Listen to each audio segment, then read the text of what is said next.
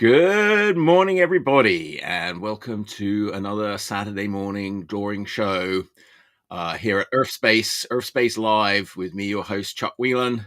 In a minute, my co-host, Mr. Dale Sipley, will be joining us. And we'll have another fun morning of doing some drawings. I've got a few different cartoons and things I'm going to work through. But all right, we'll be right back after these titles.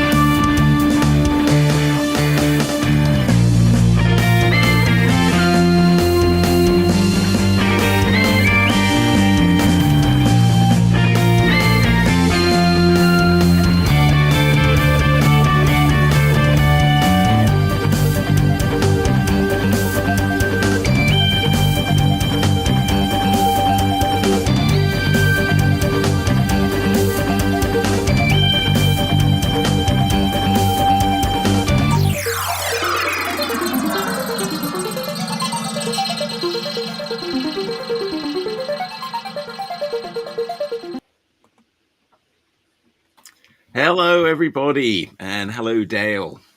How are you doing, Dale? Oh, that's good. Like now I'm talking to you, I look over there, it looks like I'm talking to you. That's good. And when I'm talking to the viewers, I can look at them and talk to them. How about that? My viewers, thanks for tuning in today. So yeah, here I am with a bit more drawing. Today I've been sort of going through my sketchbook a bit, and like I fill up my sketchbook with all sorts of weird little scribbles. And then once it's full, I go through it and I put little yellow Post-it notes all through it on the things I think that might actually be something worth drawing. I don't really draw very nice drawings much in my sketchbook. A little bit, like sometimes, here's one I did. That's quite, it was a little bit of a sort of art battle-y practice thing. There's a lot of stuff that's art battle practice, but I might make them into a drawing. I don't really know about that. It's a bit random. But some of them are actually quite good cartoons that I might work on today. I'll try and work on some good ones. Chuck, what is the purpose of a sketchbook for you? It's like if you were a horse and you had a field and you could go galloping around in the field. Nobody would tell you what to do. And if you wanted to go jumping over the fences, you could jump over the fences. Okay. Without anybody riding on your back and whipping you. Do you think a sketchbook is a place for artists to explore ideas? I mean, I would say that it serves many different purposes. I'd say that's one of the purposes you can use your sketchbook for. Okay. Do you recommend? I would say, for me, yes, it's definitely like ideas, like notes. I'll just sort of sit there, but it's more like, okay, I got a little time. I want to sort of just open up my sketchbook and just sort of do some stuff. Or maybe I'll sort of think, I want to exercise on this sort of thing. It's a sort of, okay, so another way, it's like a little exercise platform. It's like a little portable exercise thing. And I usually have a couple of different ones on the go, and I'll sort of buy them always with very high hopes.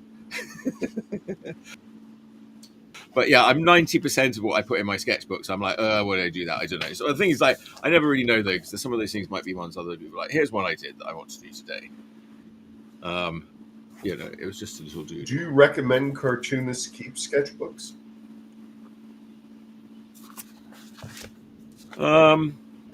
Yes, I mean, I always keep one, but I sort of feel like it's a different from like, an artist sketchbook. Okay, so you might do a sketchbook, you might, some people I've seen sketchbooks, they do very beautiful things in their sketchbook. I really looked at a beautiful one this week at Cartoonist Conspiracy from Mike at Cartoonist Conspiracy. He's got a really beautiful, nice, clean cartoon style. There was another Cartoonist Conspiracy meeting and you didn't tell me about it? I thought I told you all about it. There's like a group you can sign up on and everything. Yeah, but you didn't tell me there was another meeting coming up.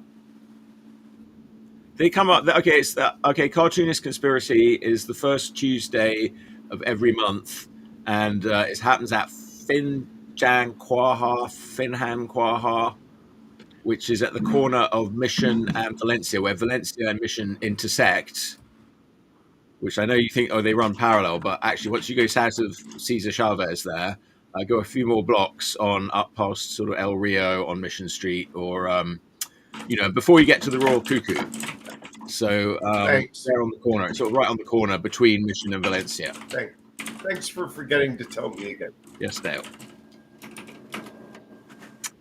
Well, anybody... Wait, why do I hear keyboard clattering? That could be our producer. Is that the producer? Yeah. Hey, Charles. My producer. Hello. Your dad didn't remind me of the Cartoonist Conspiracy meeting.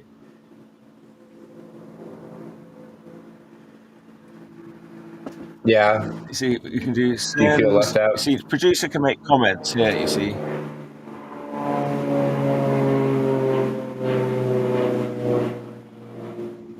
Sends us comments. We want to hear your comments. How about you leave me to do the typing? Yeah, you do the comments.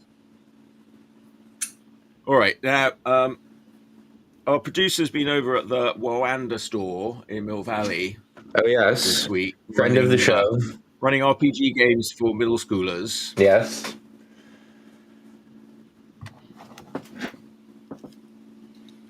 You have to get the kids hooked on Dungeons and Dragons young. Yeah. Well, it's a far better activity than a lot of things. Like cartoons. Especially these days. These kids on their dang phones. It's a bit different from cartooning, but there's some overlap. But I think the people that really like the games, they aren't that bothered. They aren't that bothered. Wait a minute. Cartoons. They are. Some people are like they are. Is Charles now officially a bitter old man like the rest of us here?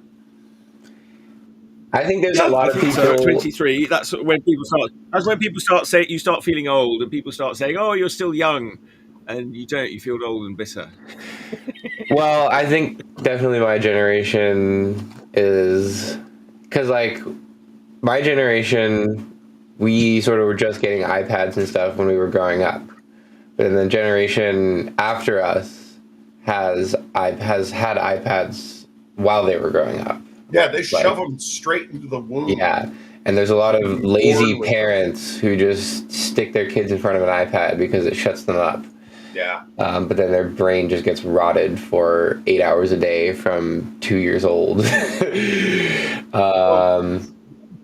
Now, why is it rotting your brain? Isn't an iPad Isn't that like leaving them in the library where they have access to all the information in the world? You see, it would be... Okay, here's what it's like. It's like leaving them in the library with all the information in the world, but in the lobby is like basically a bunch of like clowns and games and a bunch of really distracting stuff that makes it so you're never going to actually go into the library and get the good knowledge.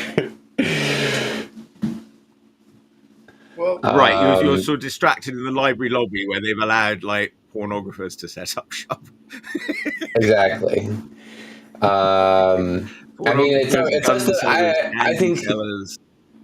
I think it's the bare minimum for parents to be setting up like parental controls, but even like the YouTube's kids content is just like so bad. Like, it's like you look at an old childhood show from like my era or like the 90s, and it's like, oh, like you can tell people like actually put in effort into this, and like, you know, they tried to make it so that adults could get something out of it, and like it's teaching some kind of lesson to the kids. Now they've kind of just figured out they can just throw whatever colorful slop on the screen and the kids will be like, ooh. Wow, you are old and bitter. You're pretty much quoting everything my dad would say when I would watch Bugs Bunny cartoons or Hanna-Barbera in the 70s. Good job. I mean, I guess Bugs Bunny's is a little bit similar, but that's not the only thing that was on. Yeah, there was Zoo review. I think I'm gonna hide the chat until we get some more comments, but I have the chat window open. Oh, well, you can give, like, the thing about the chat is you can use it to give a little running commentary about what's going on, like on the drawing table, so people who just tune in, like, can see. Oh, that's what this is what's. All right. Well, when you decide what you're drawing, I'll type whatever you're I drawing. still know in what the I'm chat. doing today. Wait, why is the light not on here? Oh, wait, I need this light. Oh. Before we get started, I want to recommend a new product on the show. Tea's Tea Organic Oolong, unsweetened. This stuff is like the dew you find on the noses of kittens and puppies. I totally recommend this. Go to your grocery store and find Tea's Tea Oolong. This is like drinking angel tears. All right, I'll take a look for it. I've never seen that brand before. It is so good. Wait, who wants to drink angel tears and why? Because I'm old and I'm bitter. Wait, are we the bad guys? Yes. That's the Are best we the picture of baddies? Are we the baddies? Yes, we're the baddies. All right. Weird putting now. It's very different having to draw them in public. Normally, these are quite private little things that I work on privately before I decide if I want people. I haven't even started anything. I have a blank virtual page in front of me, and I have no idea what to draw. All right. I'll start with this one. I know what I'm doing. So what I do is I'm just going to take my little drawing. I mean, this one I could almost just sort of scan the drawing and do it, but I'm going to. This is me processing things a bit. So as opposed to so I just did a doodle. So I filled these up with scribbly doodles. This one came out quite good, so I'm going to translate it. Like I might go straight in pencil if I really thought it was good. I don't know, but I do sort of think it's good. So maybe I will just go in pencil. I don't need to develop it too much. If I wanted to develop it, I might develop it more in the red. Always pencil. Kids, don't pay attention to them. Always pencil. I'm also going to develop it further in the computer. By if my layout doesn't quite come out the way that I want it, I'll just move some things around. And then I'll sort of print it and ink it. But I'm thinking of these things now as a sort of Urfspace cartoon. And I've decided on a format. I like the size of 14 by 15. Inches? I mean, sorry, not 14 by 15. Sorry. Wait, what is... Oh, maybe... Hang on. I decide on a format that I can't remember. 11. Well, I know which one it is. It's 11 by 15. It's 11 by 15. So it's like 11 by 17, but 2 inches shorter.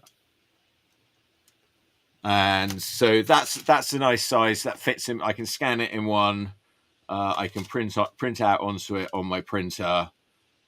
It's not too massive. It's a sort of good size to fit on the screen here. Always pencil.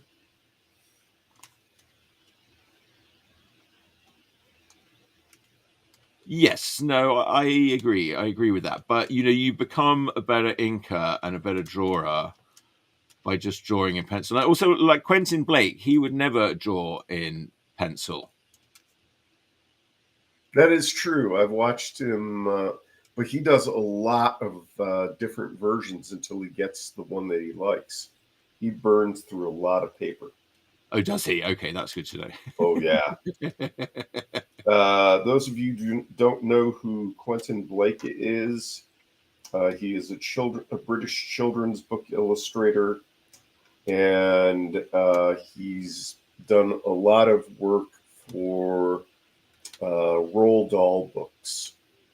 Yes, he was like the sort of definitive Roald Dahl illustrator once he started doing them.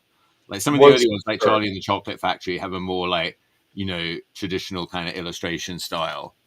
But, once he's sort of doing George's Marvelous Medicine and Matilda, that's all Quentin Blake.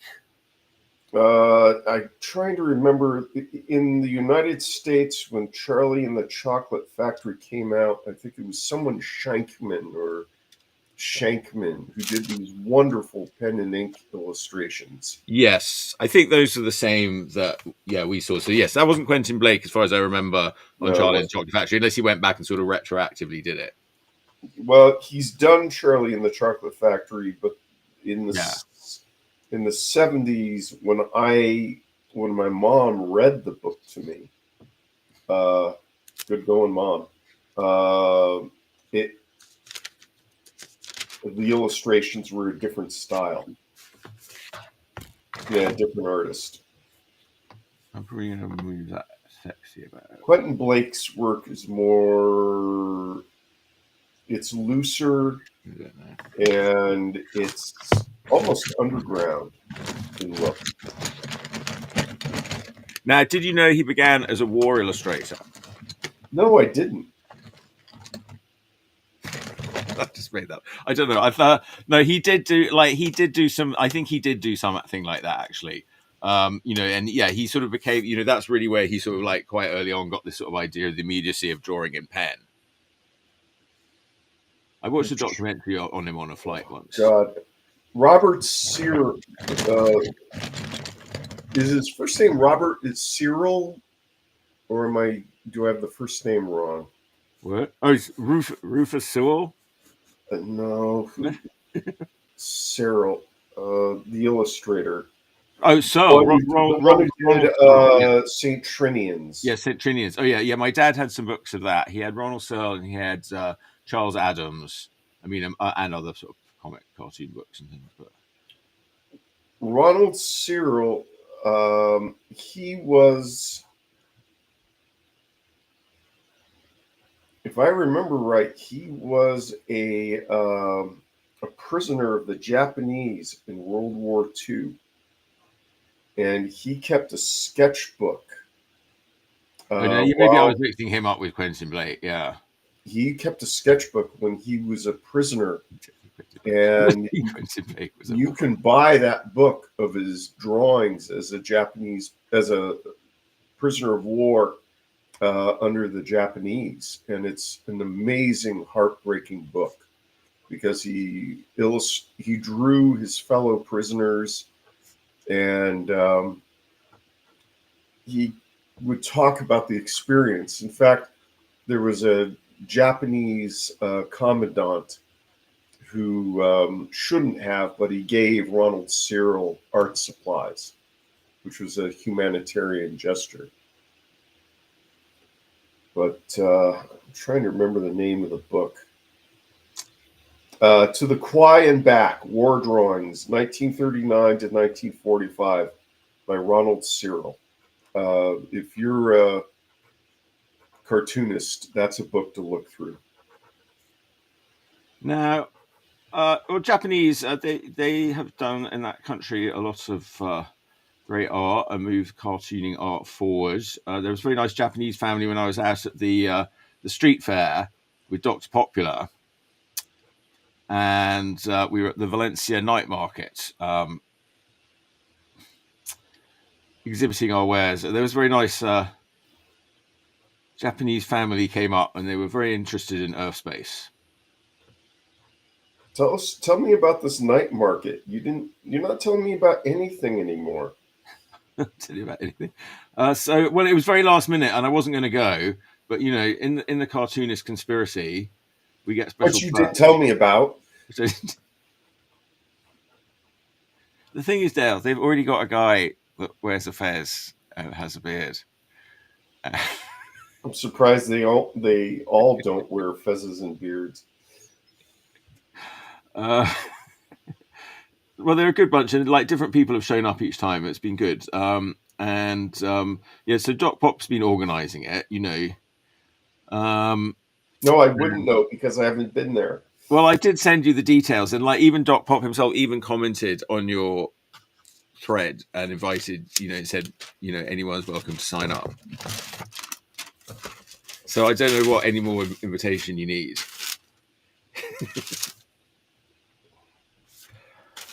And anybody who was welcome to sign up and all you have to do is you have to come along to Finland Quaha.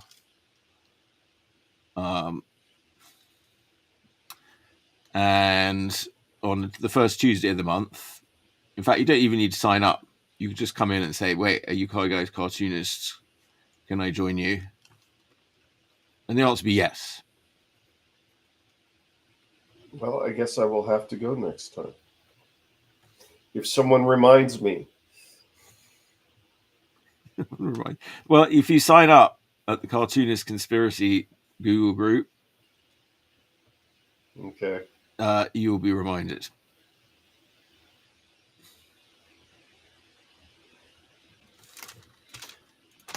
Things I didn't. I mean, again, like sometimes it's a bit hard for me to like know if I'm going to be able to do things, and so sometimes I just have to sort of do things at the last minute.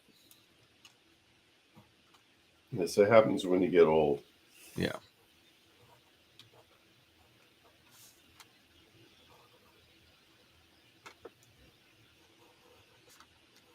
Now this is where I just like basically trace my own drawing, which is that's it. As a kid, I used to love tracing things, and then everyone would say, "Well, you shouldn't trace. You got to draw your own things." So okay, but then I learned that if you draw your own things, then it's fine to trace them. Oh, wait. Wasn't there those who had the cartooning rules where if you could trace it, you're supposed to trace it. If you're supposed, what were Oh those? yes, that's his. That wasn't that Wally Woods. Yeah. Wally Woods panels you can use when some dumb writer has characters talking on and not doing anything. So it's just sort of like different angles you can use just to show two characters just talking and not doing anything. So to make them more interesting. Like on this show. Yeah. You know, that's what our producer's supposed to be doing. He's supposed to be doing things to make our talking more interesting to the viewers. Like by changing things up, putting graphics on the screen, pulling up sources of what we're talking about so that people can see it. Even if it doesn't matter. No one watches this show anyway. Well, we're just doing it as a tax write-off. It's somewhat true, but it's also like some people watch it later, and if we have a guest on, then people watch it. We haven't had a guest on in a while. I was thinking about, okay, look, I like this whole Saturday morning thing. I mean, you know, it would be good to have like I've got Open Studios coming up again. I've got to sign up for that actually. I probably won't do it till October. But it'd be good to have like an Open Studios, like a live show. Like I keep wanting to do like Saturday morning Tiswas show, where people are sort of come in. I know what you could. Noel's house party. I know what you could do. You could invite Amber back. Well, I meant more in the physical realm. Oh, you mean actually show up? Yeah, like you know, have a band play some music. I don't think we need the big amp. Like last time, we're like way too loud. Yeah, we sort of did have it, but nobody wanted to come in. They all went out into the street because it was too loud inside. Okay, I got my first pencil layer done. Now I got to do this. Remember, kids, always pencil twice. Now, you see, the thing is also when I do a sketchbook, I'll be very free and I won't really care about the lines. And sometimes that's really good, you know, and then other bits need to be fixed a little bit. I always care about your lines. So it's a sort of, it's like, it's like refining. Like the sketchbook is like the sort of raw digging. And then you look for the little nuggets of gold and you have to sort of refine it a little bit. Well, you don't refine the nuggets, you refine the ore. Yeah. Well, it's a bit of both. Like, yeah, there's ore, you know, yes. I mean, if I really sort of slowed down, I could almost take anything and say, yeah, okay, there's some gold in there, you know, if I work at it hard enough. Or, you know, I can just sort of turn on the tap and let more come spewing out. But at some point, you have to sort of do some work in the process. That's a problem with cartooning, is it actually is work. Yeah.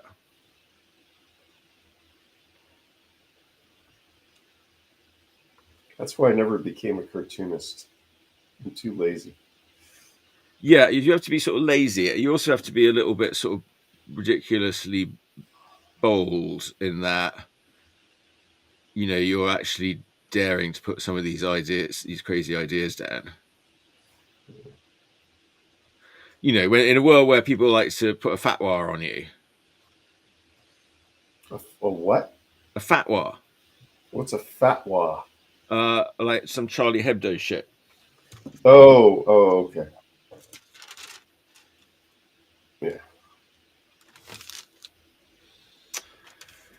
Yeah. Like what I'm doing now, this could offend like Star Wars fans.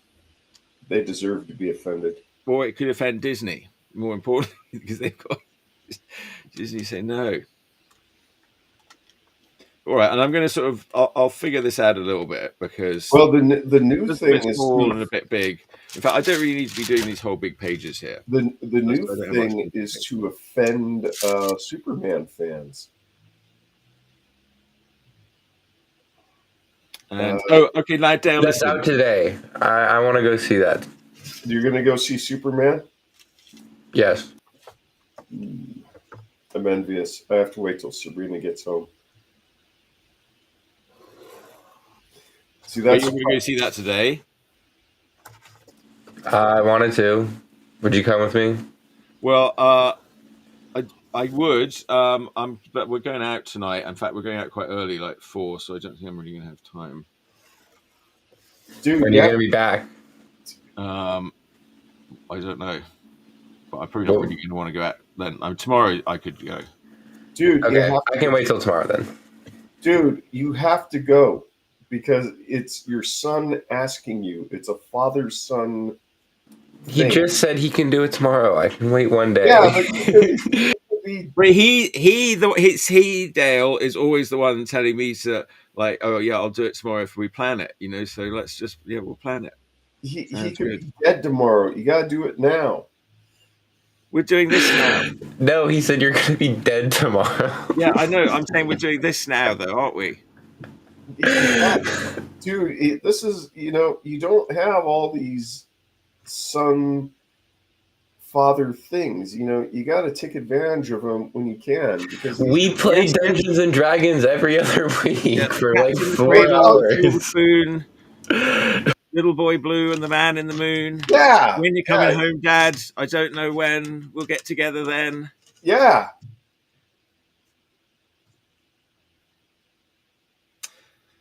Yeah. And then in the next one, it's Little Boy Blue and the Man in the Moon and the Silver Spoon.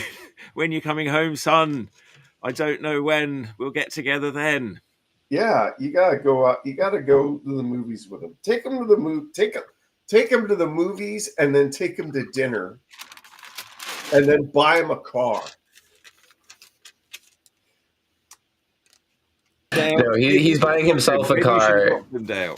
You can adopt He's him. buying himself a car, and then he's giving me the old car. I'm giving him. I've tried to help you out here, Charles. Yeah, you're not being reasonable enough. You're giving like 90s movie suggestions. Like that's what would happen in a 90s movie. Oh, he's just gonna buy you a car for no reason. It happens, dude. Unless you ask, Yes, ask. if you ask and you shall receive. Knock and the door shall be opened unto you. Hallelujah. Hallelujah. That was a lesson. Hallelujah. Hallelujah. That was a lesson that was taught to me by cartoonist Keith Knight. Always ask, because the worst that could happen is they say no. No, the worst that happened, they declare a fatwa on you and kill you. What is this word you keep saying? What is fatwa? A fatwa? That's what they declare on you. They don't like your attack on fat people. Sorry, wait, you can't both talk. Like on Salman Rushdie. I don't know Salman Rushdie either. Salman Rushdie got a fatwa on him. That Charlie Hebdo, when they killed all the cartoonists, that was because of a fatwa. The Ayatollah says, I'm putting a fatwa on you, and then everyone has to kill you to please the Ayatollah. Okay. Got it. That's why I don't draw cartoons of Ayatollahs. Except in Pupil, there's that one Ayatollah guy, but who's a deranged cleric. Well, summoning hell onto the earth. Wait, Superman though. Should I draw something Superman-y? yeah, you should draw something. You should draw something Superman-y. You know, you should draw. You should draw Superman. What's like another current event that's happening right now? Well, Superman is a current event because everyone is now saying that Superman is woke. Well, yes, they seem to forget he's an immigrant alien. A refugee. Yeah, and he's a vigilante. I mean, come on. He literally arrived in a boat like Moses. He doesn't follow the law. He's an immigrant. He preaches equality for all people. Like, he helps the downtrodden. Of course they don't like him. He fights crooked businessmen. And people are just now realizing that Superman's motto is no longer truth, justice, and the American way. And it hasn't been like that for the past 20 years. It only became truth, justice, and the American way, like many things in the 1950s. There are lots of things that happened in this country for a long time, and then suddenly there was all this stuff was put in it later on. So, truth, yeah. Now it's truth, justice, and a better tomorrow, which feels a lot more Superman-y. Yeah. The American way. Quite frankly, everyone agrees that sucks right now. I mean, to me, it's like truth, justice, and the American way. It just makes me think of Homelander. Some like big American flag cape. The American way right now is currently apparently the worst possible way on Earth. So why would anyone? All right, I wouldn't say worst possible way on Earth. I think we're undergoing severe stress testing of our political system, and it may in fact fail. But I don't think we're quite there yet. Oh yeah, we're there. Let's it's definitely the corrupt majority. Yeah, we are moving into the P word here. Yeah, let's change the subject to something a little less likely to get us in prison. I don't mind prison. I'll be able to get that's because you're pretty. That's because you're pretty. Sorry, speaking of prison, it doesn't matter. I can do Tai Chi in my head. I learned my method of Tai Chi. You can do it in your head. Like the master, he learned it in prison, and he wasn't allowed to do it in prison, and yet he could do it every day just mentally. That's great.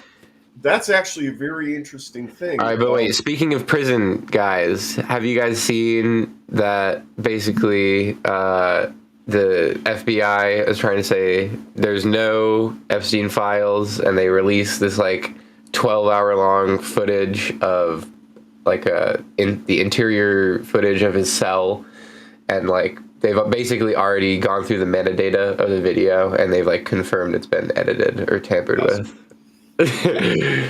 Yes. He hit. I mean, it's kind of like, of course they would do that, but I just hope people don't like forget about it and keep bothering them about it, because like, it's pretty obvious what they're trying to do. He was under suicide watch, and for some reason the camera went out. Yeah, that's not suspicious at all. But it's not that. Okay, all right, but that's not the topic. I want to get back to what Chuck was saying. It's not the topic of the show. Yes, so maybe we draw. What is Superman doing? Superman is. How about Superman is saving Uncle Sam? Because I think Uncle Sam needs some saving. No, I've got a picture I'm going to draw here. All right. No, I've already started drawing, which you would have seen if you'd shared my screen. Oh, yeah, okay. Well, there's a producer here to do that for you. All right, should I take this down? Oh. So, kids, you always start with an underdrawing, a pencil, And then the next step, which is what I learned from Chuck, is that you do another pencil on top of that to refine it before you do your inks. So I'm on the second pencil phase. Yeah, I do a light one in a color. I mean, if I'm doing it like properly, processed it out. Yeah, I don't know. Well, You gain and lose things by refining it. yes, you lose spontaneity.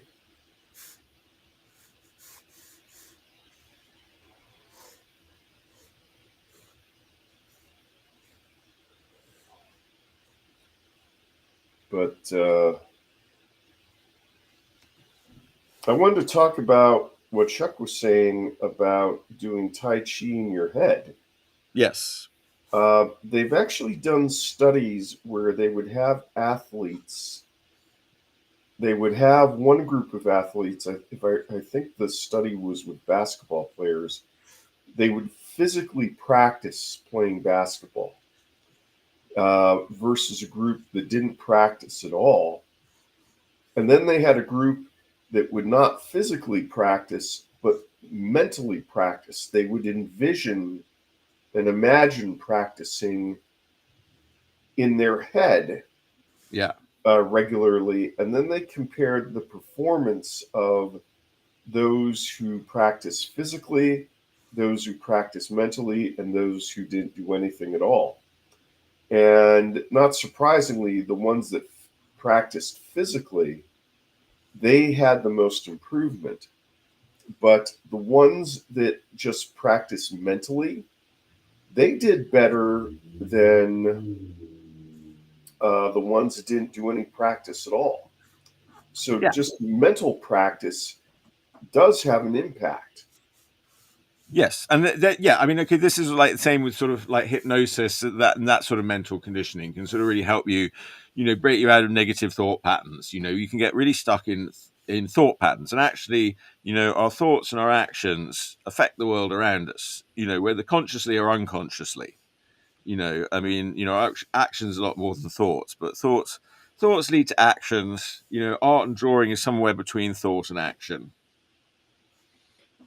Well, It sort of amplifies the thought, but and there is some action involved in drawing of itself. But well, the drawing's a difference between sport. actual action of actually doing something in the world. Well, I mean, it is doing something in the world, but it's between thought and action.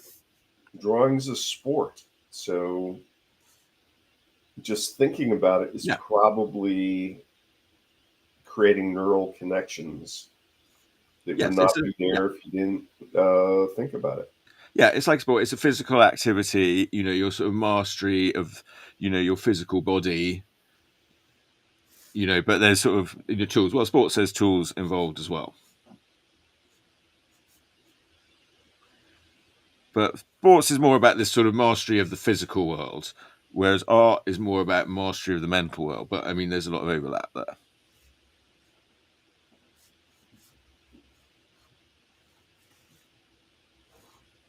I mean, it's marvelous. It's sort of somewhat controlled. I mean, like especially comics, that's one of the things that I thought was very interesting in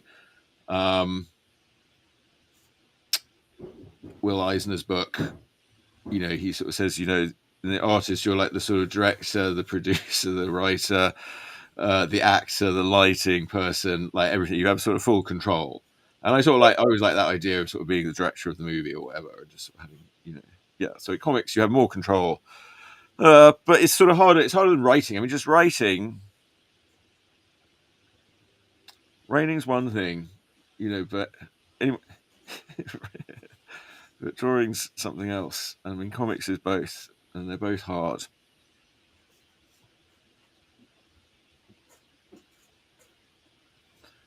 But writing is just one of the skills you need in order to do good comics.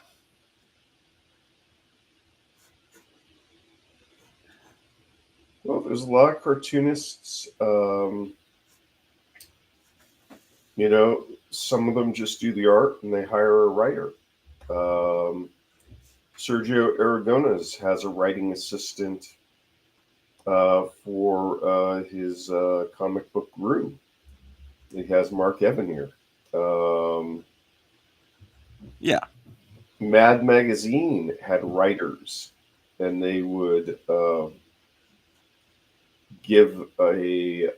I didn't realize this for years, but Don Martin had a writer. Okay.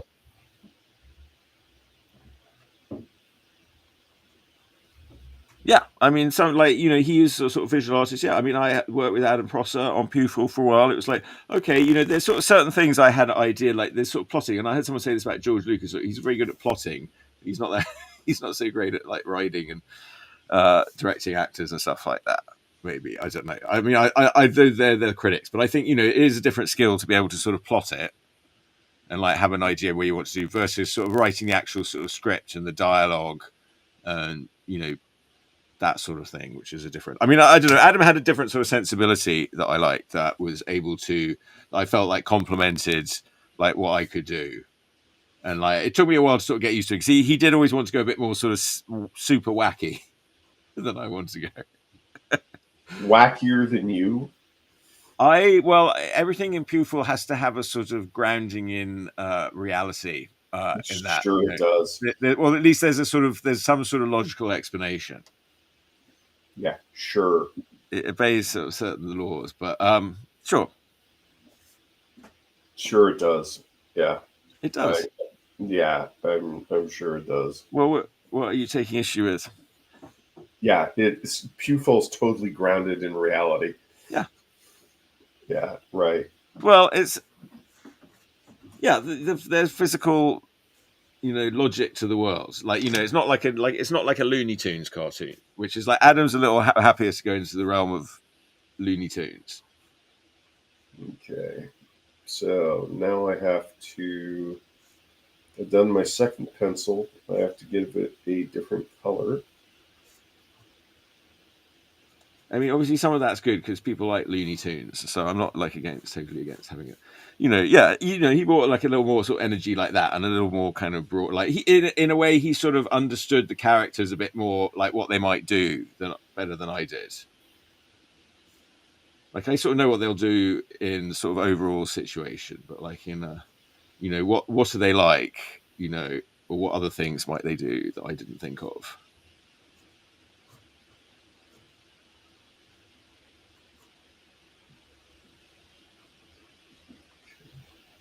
And there's certainly bits where we were very like harmonious, like writing sort of some of the funnier characters and stuff like that. Where I don't really know where who did what a lot of the time.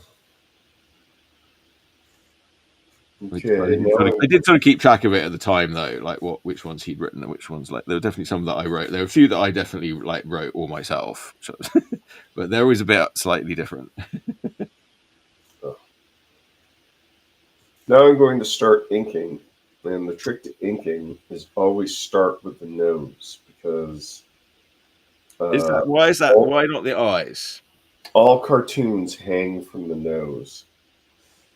Where did you learn this piece of information? I don't remember. But, that's just a feature of the Big Nose School.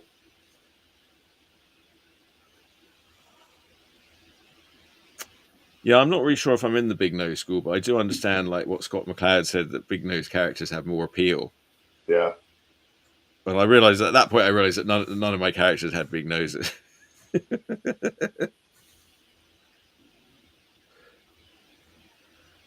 But it didn't really make me want to start creating characters with big noses for some reason. Big nose characters are useful for non-realistic cartoonists because it detracts away from your lack of anatomy. Yeah. Anatomy is like the thing, isn't it? Yeah, I mean, if you want to draw superheroes such as I'm doing, the better your knowledge of anatomy, the better, really. Yeah. I don't like normally if I'm doing something like this, I have my little anatomy guy around to remind me where all the muscles go. That's in your other studio. Yeah. I feel like I thought it did quite a good S, but then I don't really like it. Yeah, kids, if you're going to be a cartoonist, buy a really expensive They're called écorchés. They're called flayed figures, and it shows you all the anatomy where the muscles go, so that you can have that on your desk and look really cool, but never ever use it. Oh, well, I don't know. I refer to mine quite often, I would say. I mean, I I've never definitely would be seen like, how. like if I was doing this as not as part of an entertainment on the show, and it was like a sort of work commission or something, I would definitely be looking at it. Sure, you would.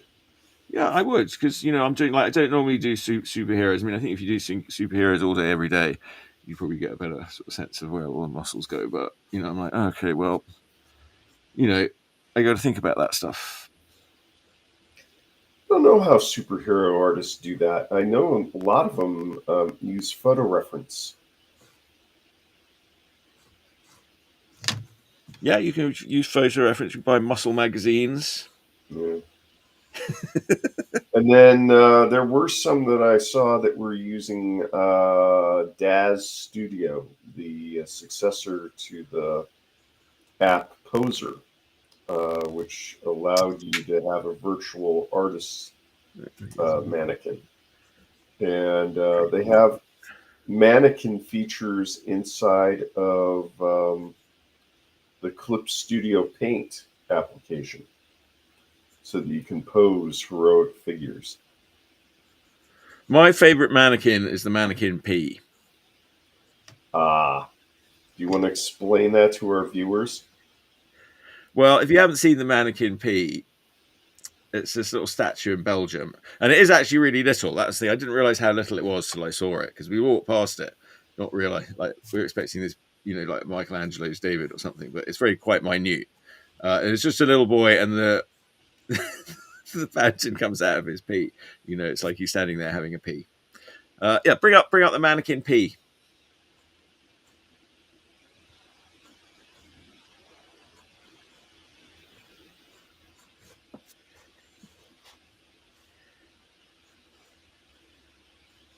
Is the producer there? Hello. I'm here. I'm doing it. We don't want to do that. We'll get kicked off of YouTube or whatever stupid social. I think you're allowed to show the mannequin P. No, we're not allowed to show the mannequin P.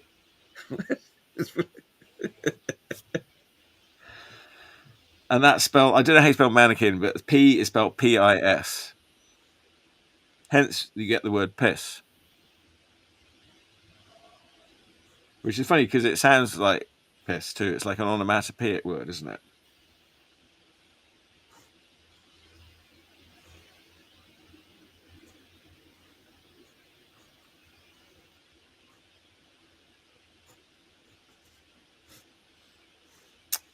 What's your favourite mannequin, Dale? What about the mannequin movie? Kim Cattrall. Kim Cattrall mannequin. I Yeah. don't. Was she also in the sequel? I don't think I ever saw the sequel. No, she was not mannequin in the sequel. She was not in the sequel, sadly. Okay, I did what I always do with figure drawings: is I really sort of go always right to the edge of the canvas. All right, now I'm going to get my little brush out. I think. Your wee little brush. I don't know. Jeff says I should use fine lines, but he does everything with very fine lines. Who says this? Jeff Plotkin from Cartoonist Conspiracy. Yeah, you go there once and you don't listen to my advice. Okay. But Dr. Popular was asking Jeff Plotkin for cartooning tips, and Jeff said use fine lines. And Jeff does use fine lines. I tend to use like big fat brushy lines. Yes, you're more of a brush cartoonist than a pen cartoonist. People seem to like my brushy ones better, actually. Well, not necessarily. I don't know. There's the one pen one that I did on the Kickstarter that the one backer has claimed it, which I'm pretty glad. Yeah, I got to go up there and get my art. I was very happy with that one, actually. I'm glad someone found it.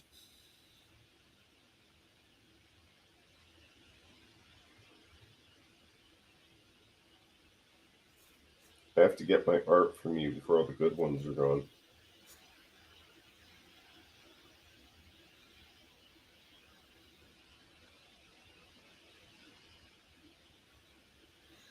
Now, I don't know. Do they have Supergirl in this new movie? Not that I'm aware of. They have his dog, supposedly.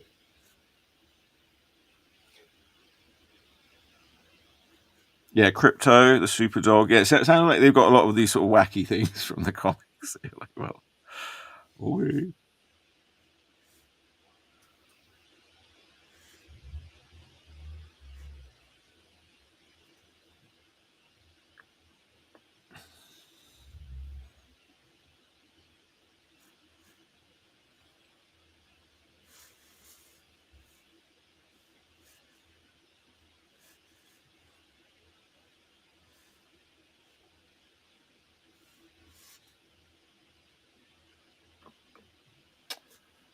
All right. It's all gone very quiet now.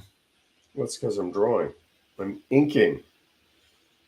Yeah, inking is a bit that really requires a lot of focus, especially if you haven't really like drawn it all as completely as I might have done. Yes. That was the interesting thing that got brought up when the NCS had a visit with Sergio. Is he says he's now penciling more, which he really didn't pencil very much if you watched him earlier in his Yeah. career. So, Well, it's just one of those things where you sort of go through phases as an artist. I mean, I feel like I want to slow down and go and do more penciling and, yeah, I don't know. Having been through a sort of phase of not doing much penciling and sort of whizzing through everything quick. well, it's a sport. Your body changes.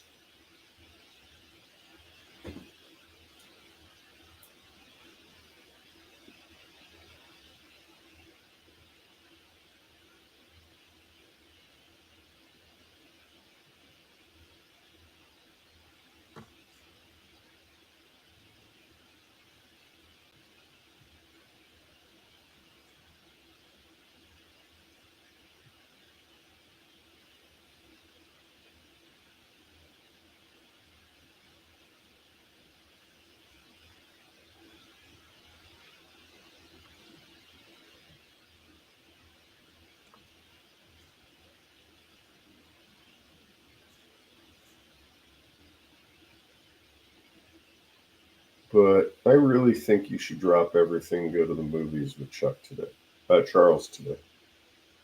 Well, it's not that. It's we've got plans to go see somebody, and we have to leave at 4, and so it's not really very conducive to go and sit through like a long movie between now and that. We made a plan to do it tomorrow. Now, I said, what your problem is? I just don't think that. Well, I guess I'm envious. I want to go to the movies.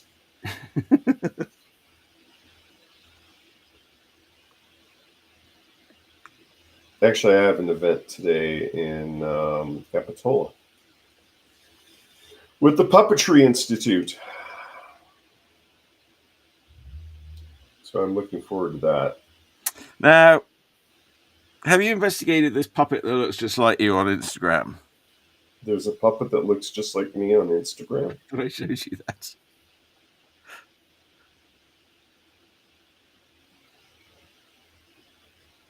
I am hoping to make a puppet that looks like me so that when I die, you can keep me on the show. I've already done that. Okay. That puppet doesn't look anything like me. Wait a minute, who's this over here? Oh, God, don't get it out.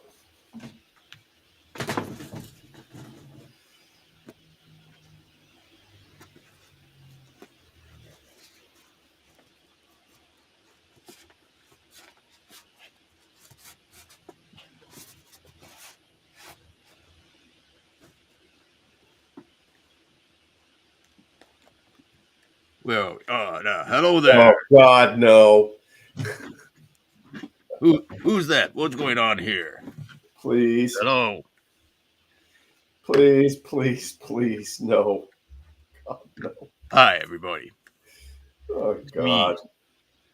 the Magba Bear. We Ted really, Theodore Logan, the Magba Bear.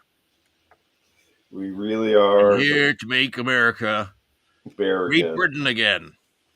Yeah, Do great. you remember the good old days No, when we had a king who made sensible decisions, ruled over us kindly and wisely? yeah, okay, sure. Good King Charles he was. Good King Charles the First. Then what happened? The Roundheads. The Roundheads, that's right. They chopped that puppy's head off. So we want to go back to those good old days of monarchs.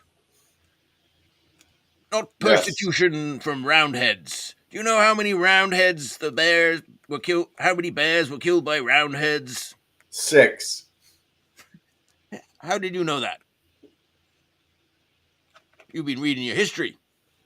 Yeah, sure I have. Well, I guess that's all I have to say tonight. Thank God. Remember to vote for Magba. Yeah, Make America Great Britain. Greatest country in the world. The only country with great in its name. that really? Well, we could have Great America. That wouldn't be so bad. That would be a start. We'll start with renaming it Great America. No. All right, I gotta go. My arm hurts.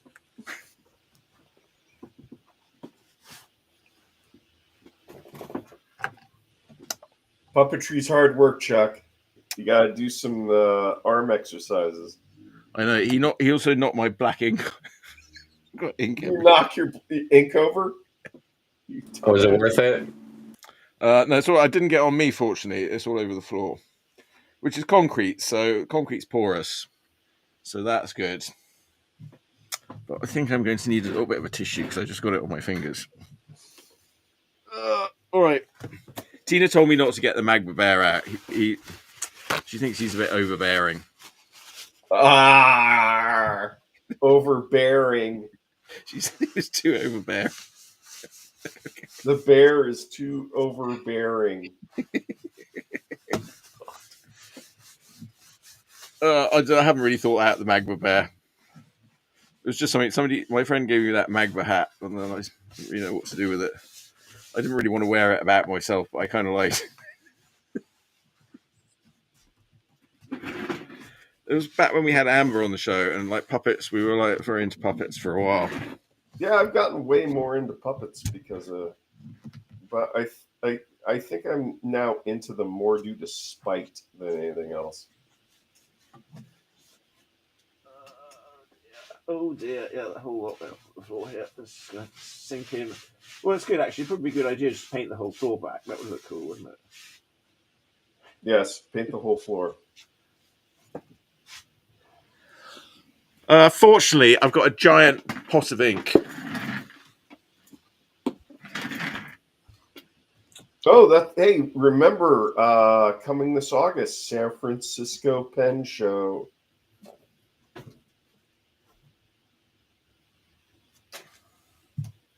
I'm gonna drag you to the SF Pen Show. You can look at The what show? The San Francisco Pen Show. Fen show. Pen Show. Fountain pens, baby. Oh, pen show. Yeah, I'm dragging your butt there to. The ironic thing is the San Francisco Pen Show is not in San Francisco. Where is it? Portland. I think it's technically Burlingame. It's those hotels that are. Okay, like down by the airport. Yeah. Well, it's South San Francisco. Yeah. Is it the South San Francisco Pen Show? You know, it's kind of like in San Jose how because you get more money if your house is in Los Gatos, that Milpitas is technically Los Gatos. Milpitas. Yeah, it's a city. Yes. Not Milpitas. Milpitas is a famous South Bay city, and it's famous for its monster. Millipetus is a famous gnome city Milpitas that's famous has a for its giant monster. millipedes. It's famous for its monster. I know, There I did was a me. Oh, well.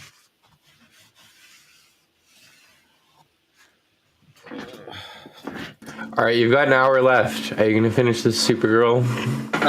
Yes, I am. Well, if it wasn't for the Magma Bear, like, smashing everything up, sure. Or maybe I would. Yeah, I wonder what caused that. It was Dale talking about politics. dude. Politics come up, then the Magma Bear's coming out. When you get old, things get broken. You'll discover that. Like America. Yes, we're in the senile phase. We need another country to come over and change our diapers. Did you know that Galileo Galilei had a seat on the board at Harvard? No, he didn't. He did. Harvard didn't exist. Look it up. It did. He did. Are you saying that he had an honorary seat? Yeah. After he was dead? No, he was still alive. He was not alive. Look it up. Look it up. I'm not going to waste my time with this drivel. It's true. Producer, Sure. can you look that fact up, please? Yes, producer, could you look up some drivel for us?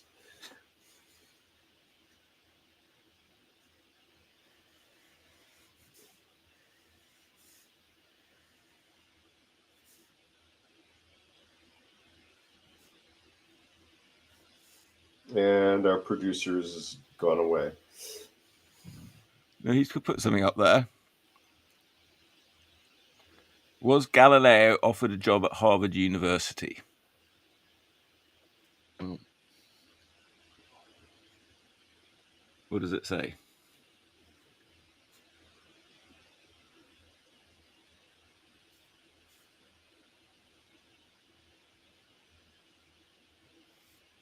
What did it say?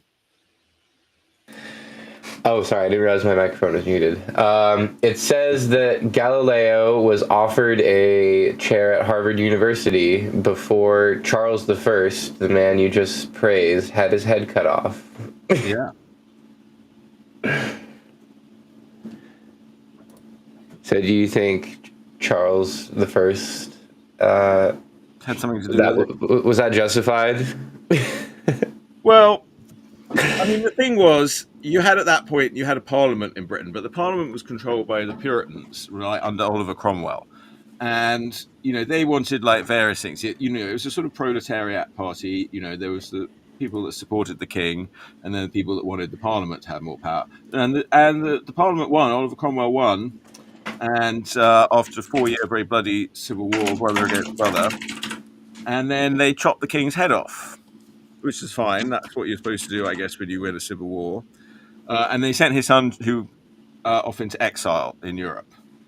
And then they proceeded to rule under Cromwell for 12 years, during which time they really persecuted the fuck out of everyone. They whitewashed churches, removing all this old art that was in there,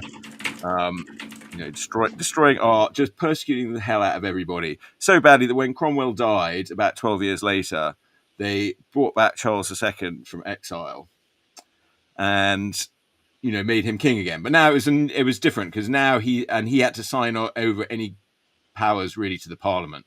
So they brought him back, but as this sort of constitutional monarch, establishing the constitutional monarchy. That exists in Britain. So when America fought its civil war, that's when the Puritans started coming over here after that, and they immediately started complaining that they were the ones who were persecuted, when in fact they were the ones who'd been doing the persecuting. And yeah, so they sort of come over here and set up and basically, start making mischief over here, I guess. Completely forgetting about any previous history that they might have had, conveniently.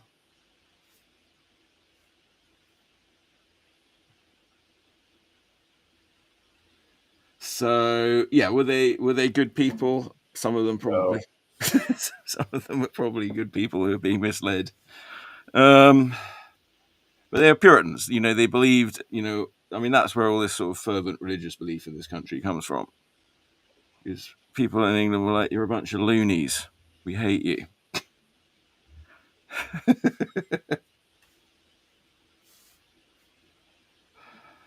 Okay.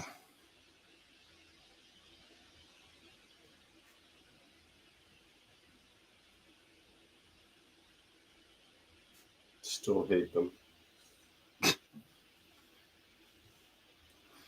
I don't know. I'm not a historian. I really like to get a historian. Well, we've had a historian on the show before, and he would like to come back. Dr. Tim, we should get him on. Yeah, we should have more guests on. I don't know what to do. Booking guests is a chore. It really, it takes up a bunch of time.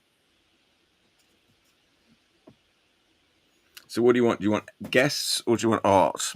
I want art. Yeah.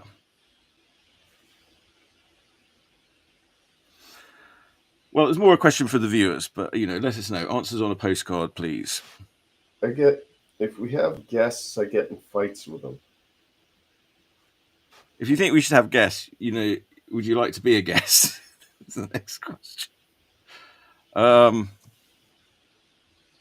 Would you like to be a guest and get in a fight with Dale on the show? I should get Dr. Popular to come on. Okay. Why is he called Dr. Popular? I guess because he's popular and people like him. Unlike me. You should replace him. You should replace me with him. Well, I'm thinking about it, but I think he's probably busy. He's probably otherwise engaged. I'm pretty sure he's got a busy schedule. Yeah, but the aliens that find this footage when we find Dr. Popular is interesting. Ooh, will they note the difference, or will they think that somehow I changed? Actually, will our viewers... They won't know the difference. They'll say will the viewers know? This could be another case of like the two Darrens on Bewitched. Yeah, I think Tina, the viewer, she's got a strong preference for you. I think I'm the better. I'm not sure why. She clearly seems to think you're some sort of good influence on me, I suppose. Oh God, no. I can't even get you to go to the movies with your son. Yeah, we're going. This is crazy. Go now. Turn the show off early. Go to the early showing of the movie. Why is that better than us doing the show together? Yeah, why is that? Everything is better than us doing this show together. You're such a negative Nancy. Ooh. I'm not negative. Bless you. He's allergic to bullshit. There you go. Yeah. Not negative Nancy. F you.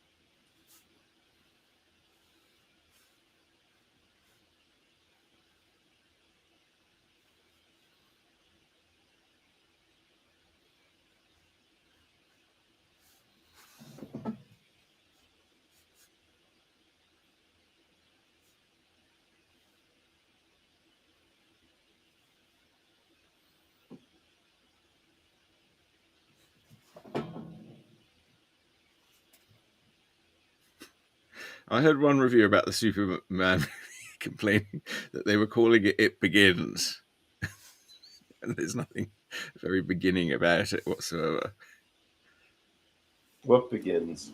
The Well, how Superman can it movie. not be a beginning? It's like the first movie in the new DC universe. I thought we already had a new movie in the DC. Yeah, exactly. We've just had all that.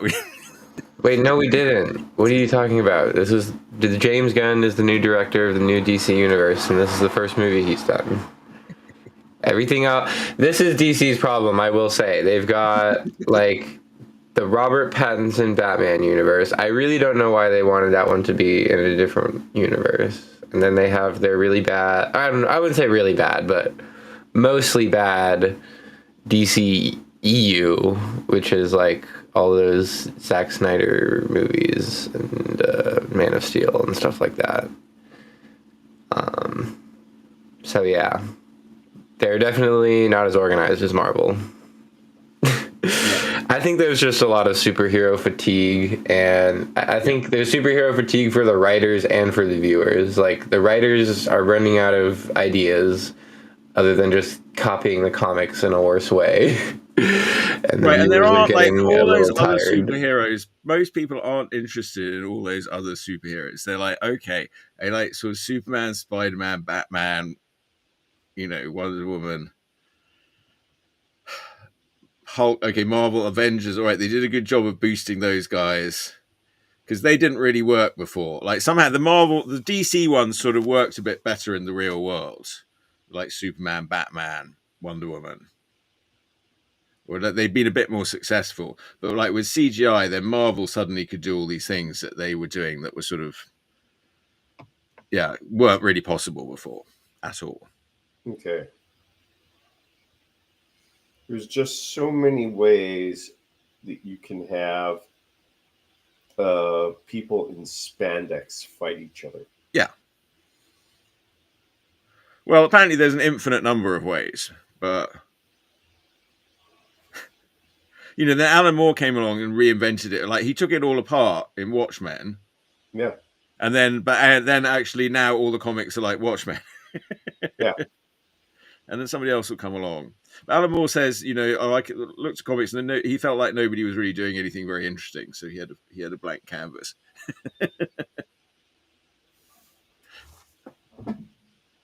Superhero comics was a way of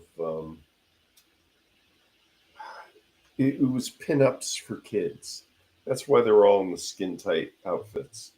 I mean, when you look at the origin of Wonder Woman, that's not comic for kids. No, that was all about sexual domination and stuff like that. Women's liberation. I watched the movie about him, Dr. Marston and the Women. Yeah, that's a great movie. It was good. Yeah. Have you seen that, Charles? No, I haven't. That should be on your list. Well, I don't know. If you're interested in he managed to have a threesome with his wife and this other woman. And he was very like all this stuff. I mean, it was very I don't know. He sort of thought it out, and then I kind of liked the bit, and he just went along to the comic shop there or whatever. Who was the guy at the comic shop? And he was like, "Oh yeah, this looks good," and he was away. It wasn't very hard. They liked the concept right away, according to this movie. But you know how it is with biopics.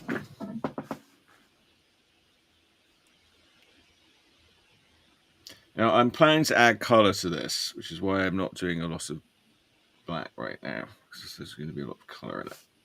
Oh, I hate color. Why is that? Because it's annoying to do. You got to put in all the flats. No, it's fun. Computer coloring. Yeah, computer coloring is annoying and boring. Yes. I don't like putting in the flats.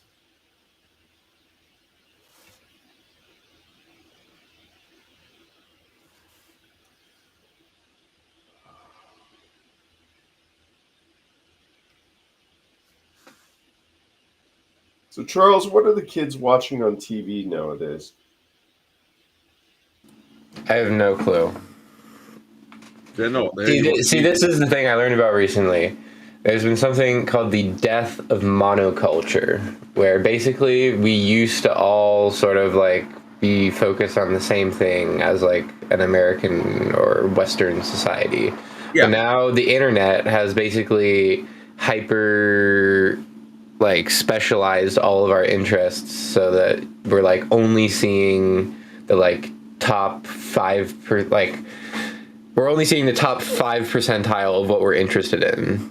So like there's not really like one show that everybody's watching. Everybody's watching their own favorite show. Yeah, like you're going through, and it might be an old show or it might be a new show. You know. Yeah. So I think a more appropriate question for the times is, what show have you been watching? I'll answer that. I've been watching a lot of Vikings and The Last Kingdom on Netflix. Okay. Oh, The Last Kingdom. That's good. That's Bernard Cornwell, who wrote Sharp. He also Yes, I've been wrote. really enjoying it. Oh, I Yes, love Yeah, Sharp. he's very enjoyable. That's why I sort of tell you about Sharp. You know, it's the same thing. Yeah. That was like one of Yes. the few things that Sean Bean didn't die in. Yes. Which reminded me, I didn't get as far. I didn't get to watching Sharp's Waterloo yet. I was going to watch that. But yeah, it's very good. It's basically about this guy Uhtred of Bebbanburg. Yeah, Uhtred. I read quite a few of the books. I haven't read them all, but yeah, I read. Yeah. Yeah, it's basically he was a like the son of a noble in Bebbanburg, but then Bebbanburg got attacked by Vikings and they kidnapped him, but then they like raised him as his son. So like he's basically the whole thing is that he's like half between the Saxon, two, half Anglos. Dane. He's between the Anglos and the Saxons, basically. Yes, he is a truly Anglo-Saxon. Probably the first Anglo-Saxon. Yeah, he's like the first Anglo-Saxon or something. This sounds like too much work for me to be into as a show. It's pretty simple. I mean, it's really just like, okay, the show really starts once his father, I mean, I won't spoil. Actually, no, I'll spoil the inside thing of the show because this happens in literally the first episode. It's like the hook. Yeah, I mean, the basic premise is his father. His father is Ragnar. Like, I don't know if he's supposed to be the Ragnar, but his father's name is Ragnar, and he's basically like his, I guess, adopted sister is like being harassed by this like other Danish lord's son. So Uhtred goes and like attacks this kid for harassing his adopted sister, and then that guy gets like really mad and gets into an argument with Ragnar, and eventually like goes and burns down his house and kills him, which basically leaves Uhtred with like no home. So he has to go find his own way, basically, and he decides to go back to England the first thing he wants to do is like, okay, I'm just gonna go back to Bebbanburg and like, you know, claim Bebbanburg as my own because it's my birthright. But then that has its issues. It's basically the whole thing is like he wants to do something, but it's not as simple as just going and doing it. Because okay, let me summarize Bernard Cornwell. Like all Bernard Cornwell stories are like quite historically well researched, you know, and they usually span a number of books. And each book will have one or two, usually two, really well researched battles in it. And the main character will be someone who's sort of somewhere in the chain. Like Sharp is like, he sort of starts off, he's a sort of sergeant and he gets promoted like from the ranks because he saves the Duke of Wellington's life. And then so you sort of follow, so you see all the Napoleonic Wars from the view of this sort of, you know, cool, exceptional, good sort of soldier guy. And that's usually like the premise there. He's done one about the sort of Agincourt and all that. Again, there's archer, longbowman in the army. He did a really good King Arthur one. That's 3 books. Those are really great. You know, again, it's like a sort of soldier in the armies that's sort of fighting. And yeah, these ones, yeah, he's the sort of Anglo-Saxon guy. So he's on one side and the other. So he sort of goes through basically all the, he'll go to all the big historical battles of the era and, see them from the inside, so inside the ranks. You'll have, he'll meet the big historical characters, but you'll see like the everyday life. Yeah. And what's also really interesting is that because it takes place in the same time period as that Viking show, there's like certain historical events that both of the shows covered, and it's like interesting to see how they were depicted differently. Yeah, cool. All right, yeah. Viking sounded good. Yeah, I didn't really watch all of that one yet. I don't know. Tina didn't really get into it. I don't know. They're a bit boys' own adventure-y. That's. I mean, the Viking show is very like. First of all, it's really gory, and I don't think Mom likes that.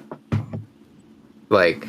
A big part. No, I think this literally happens like 4 times in the show where they blood eagle someone, which I've never heard of a more like horrific and brutal.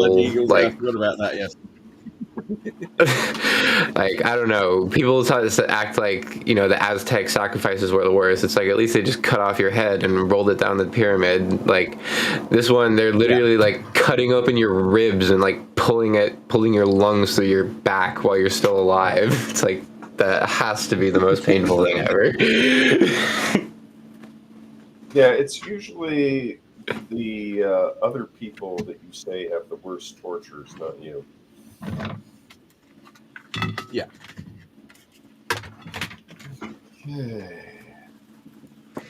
I mean, there is debate whether or not that was even an actual real thing. Like, some people think it was just carving. Like, obviously this is still hurts, but it's way less bad. But some people think blood eagling is just using a knife to, like, carve the image of an eagle into someone's back, which is like, yeah, that would still hurt, but that's a lot less bad than the other thing. Well, yeah. All right, Supergirl's looking good. Yes. Trying to get some color in here.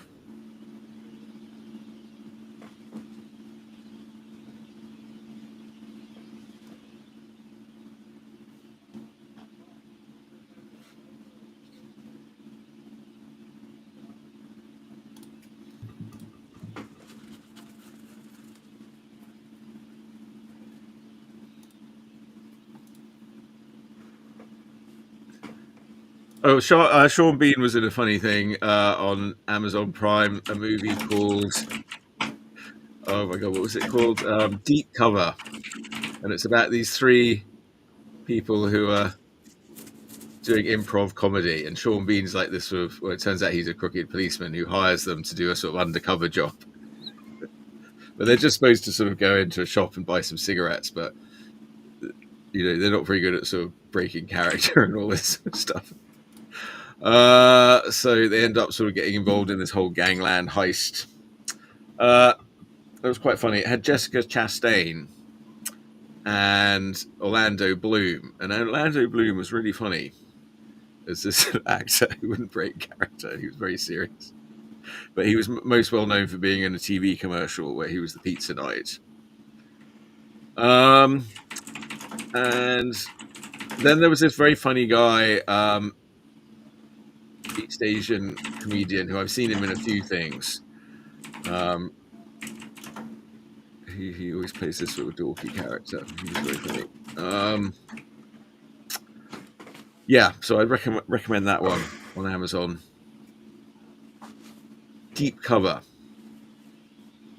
Sounds like a movie. It was a movie. Probably why it sounds like one.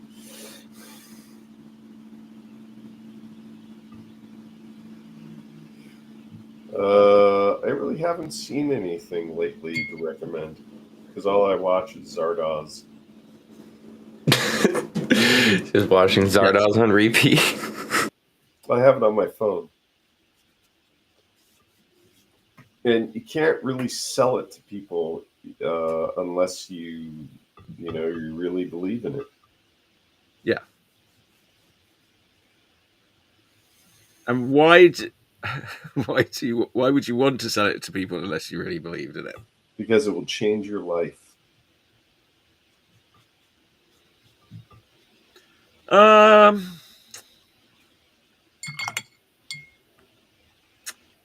I guess I need to see it again because it hasn't changed my life yet. I don't know. Maybe it is. Okay. It changed my life in that it brought you into my life, so that changed my life. Okay, don't you have like a Z cutout in the garage there where you are right now? Yeah.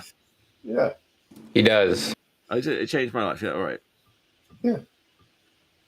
But not in a very significant way. Just in the way that I've got a cutout on my wall. It changed. Okay. But everything changes my life. Yeah. That is true. Butterfly flaps its wings and my life changes.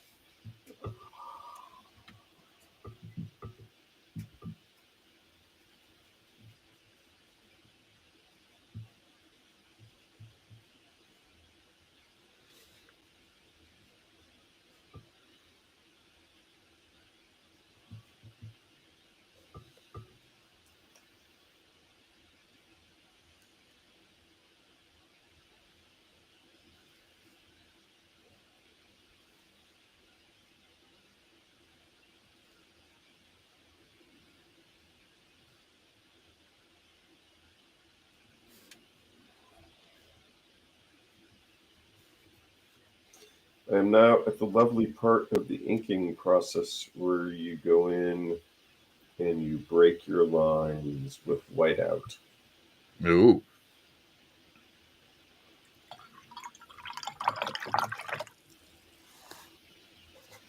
This is to give a illusion of three-dimensionality. And it also makes it extremely difficult to color things because it then prevents you from using just the fill bucket on its own because all the color leaks out.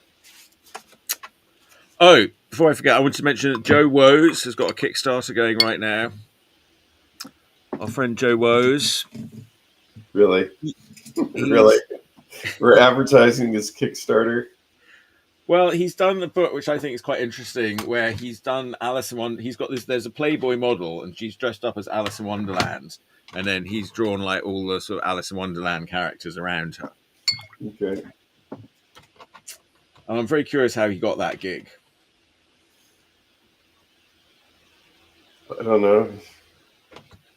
Now he's trying to raise $12,000, and he got like 900 when I checked in on it. But I know Kickstarter's like I know after mine, I'm like, oh, that's not bad. $1,200 or $12,000? $12,000. Yeah, good luck, Joe. Well, he has got a Playboy model on his side.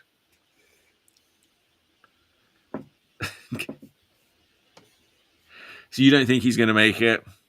Actually, I think with Joe Rose, he probably will make it. I mean, doesn't he's got like if he's got enough of a following to get $12,000? But I mean, I think with a Playboy model, maybe he can do it. I unfortunately I will not be assisting him with this Kickstarter. Well, you've been very generous helping me with my Kickstarter, so I don't think you need to feel that you also have to support Joe Rose's Kickstarter. My cat is a patron of the arts, you know.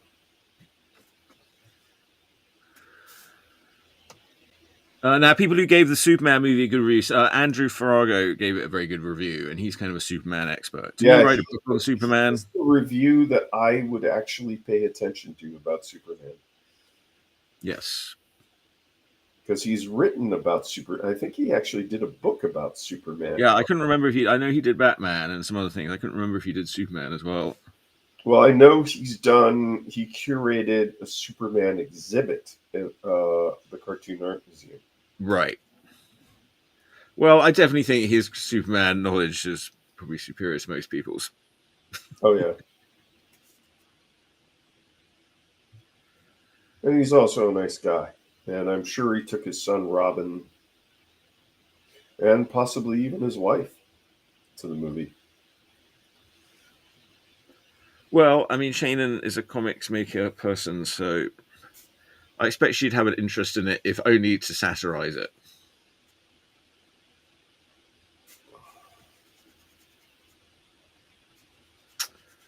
Oh, I'm Shannon on the show. We should have her on. I mean, we had her on at one point, but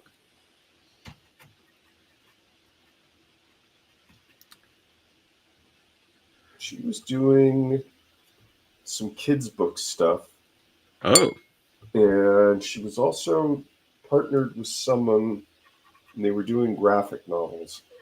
yeah. I haven't been up to work. I'm sorry, up to date on her work lately. All right. So I'm gonna do some face coloring. Yeah. But her work is worth researching and taking a look at.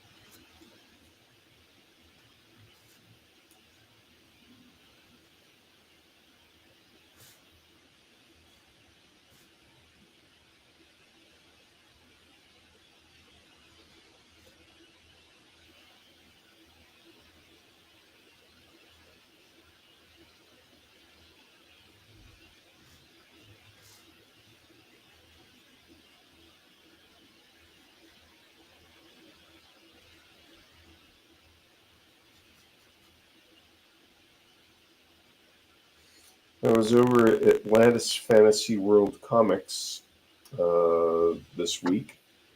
And They still let you in there, do they? barely. I have to sneak in. And some new things on the shelf were some There's a number of tie-in comics right now for Superman and for Fantastic Four because the movies are coming out. And what else is going on there?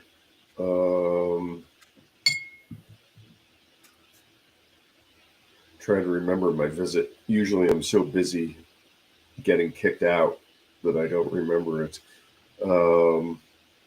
Yeah, they're like, didn't I ban you from here 30 years ago? I think you did. I dropped names, so they let me back in the store.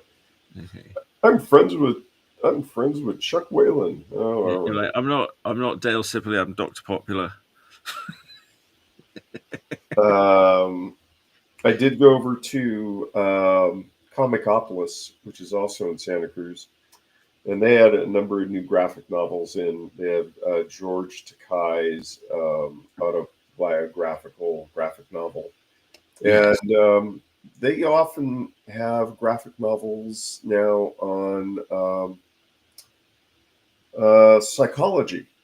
They have one from France that's on anxiety. There was another one on just general mental health. That's the neat thing about Comicopolis is they have a lot of non-superhero graphic novels that are worth looking at because oh God, who did? I can't remember the name of the cartoonist. She did the strip Dykes to Look Out For. And she did Fun Home. Oh, Alison Bechdel. Yeah, she has a new book out. All right, yeah, she's one of those sort of. Well, she's the creator of the Bechdel test. No, she isn't. What? Oh, yeah. Is she? Yeah, she is. Yeah. I forgot. Well, yeah, I think that's called the Bechdel test because she created it. Well, And no, the I Bechdel was test is confused Sam. for a Do you know what the second. Bechdel test is? I was Producer. confused for a second because I was thinking. I do know what the Bechdel test is. Boring Isn't it the one where it's like, does your movie have women that don't talk about only men? Yes, Yeah. women like. Does it have a scene where women talk about something other than the men? Yeah. Which I think most movies now that they have to. There's a sort of Bechdel test department at every studio where they.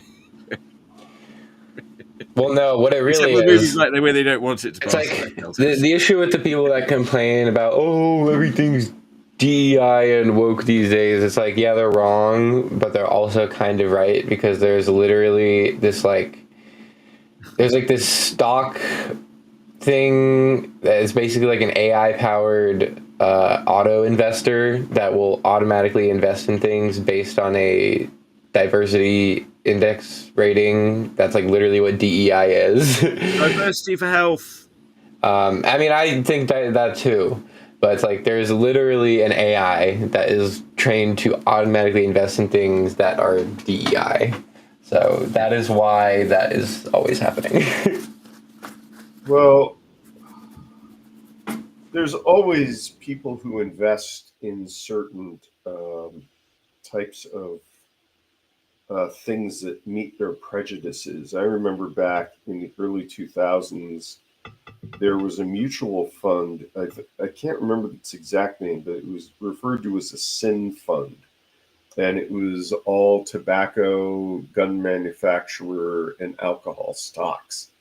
I mean, it was all the horrible things that people do.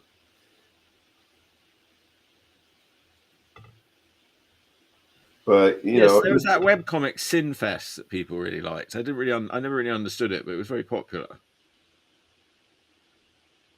Remember Sinfest? no, It was really well drawn. It was very nice. I mean, it was a sort of, and had a huge following, and it was sort of about a devil. I never really quite understood it. the webcomic I was looking at recently is Woke Salaryman.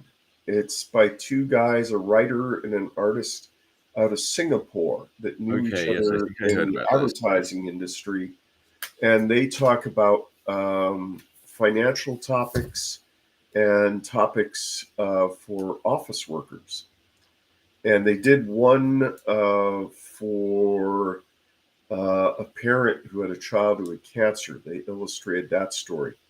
But Ooh. Woke Salaryman is very clever, and it's also very legible on smartphones because it's just grayscale drawings done in a square panel, and they post them so it's just one panel after the other, like you post pictures on a Facebook post. So you read it vertically. I would recommend looking at Woke Salaryman. Well, yes, like Webtoon and all those places, they want you to read it vertically. That's the only way to get legible on a phone. Otherwise, you're pinching and zooming. Slackworm and War and Peas, they're legible on a phone. Yeah. How are we doing? What's the time now? Okay, we're all right. Yeah, we're getting near the end now. We're getting very near the end now. Charles, are you reading any webcomics? I mean, besides your dad's? Nope. I'm still haven't. I've been reading Pewfell on and off for a few months, or not a few months, like a year now, and I still haven't finished. So it's very on and off. Well, you better read it, otherwise it's going to kick you out. Yeah, I should keep finishing it. I haven't read it in a while. But yeah. Or really, just follow it daily on Instagram, wherever I'm running it. Is that in order? Yeah. Do as you're told. And yeah, and your dad really should take you to the movies. And lunch. Make a whole day of it. Go to lunch too. He's gotta. It's fine. We'll go tomorrow. We'll make a day of it tomorrow. Go somewhere nice to go to the Clam House. Well, we're gonna go there with you in a minute. And try not to cause a blackout again. You don't flick those street lights this time. Yeah, don't touch anything.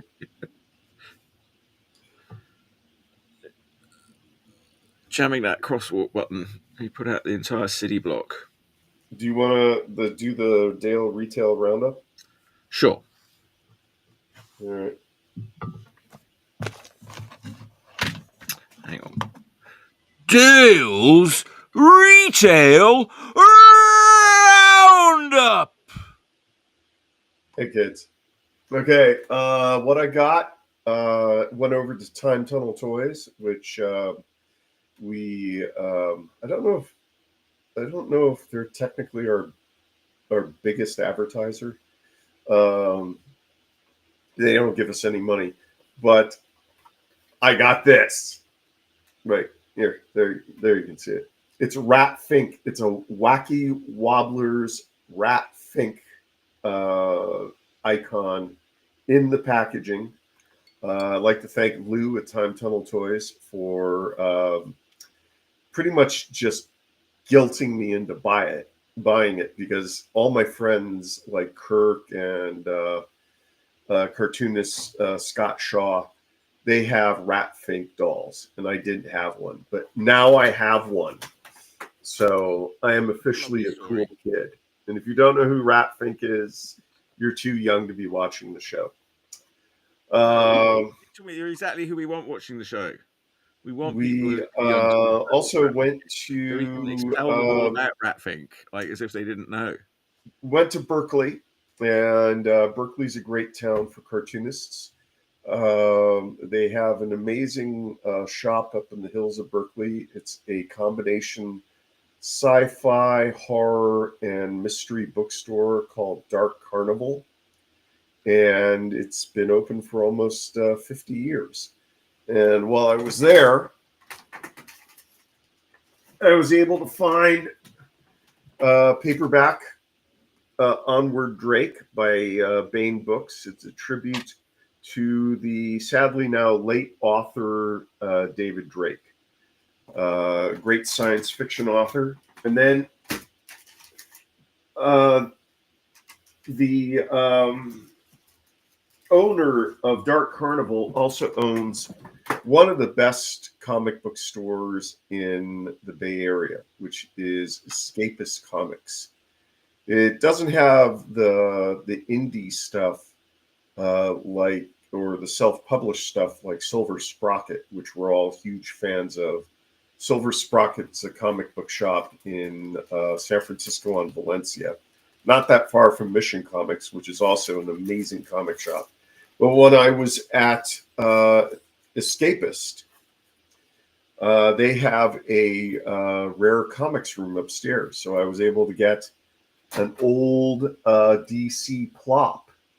And the neat things about the DC plops from the 70s is they have examples of Sergio Aragonés learning to be a comic book artist. So you get to see his work while he was still kind of learning how to do multi-panel stories. And then I was able to get a copy of Bakersfield Funnies by Larry Wells, who is the underground artist who does Captain Guts and Cherry Pop-Tart and The Bird.